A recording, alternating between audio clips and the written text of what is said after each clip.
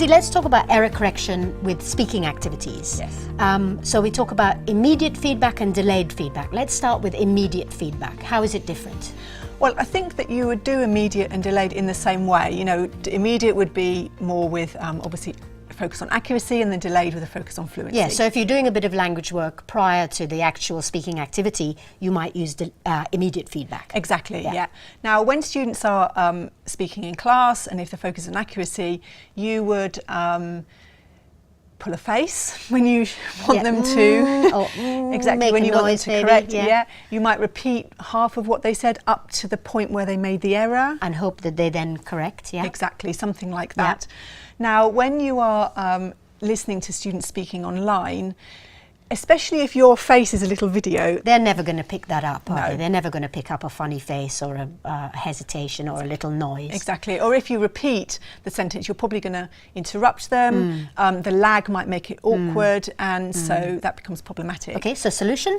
Well, I think online teachers tend to do less immediate correction. It's not fully delayed to the end of the activity, but once that student has finished their turn, then you might actually say, you said this, can you correct it? Yeah. Or you might, for example, agree with them that you're going to hold up a big card, or with young learners a puppet or something like that, and agree with them before they speak. That they need to stop when you hold it up. Exactly, yeah. So I think those are some things to think about with immediate correction. Fine.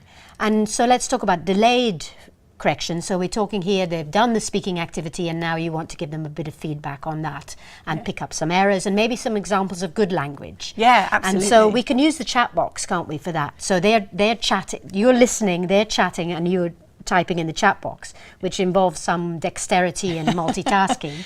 Yeah, I do think that you need to, if you're not a fast typist, it is something you probably need to practice. Yeah.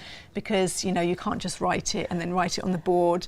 You do need to be sort of typing. I must admit, I tend to use a Word document, because then I can just have a quick check before I send it to them, rather than using the chat box. But actually, the chat box can also be used when you're actually doing the feedback. Would you like to explain that? Yeah.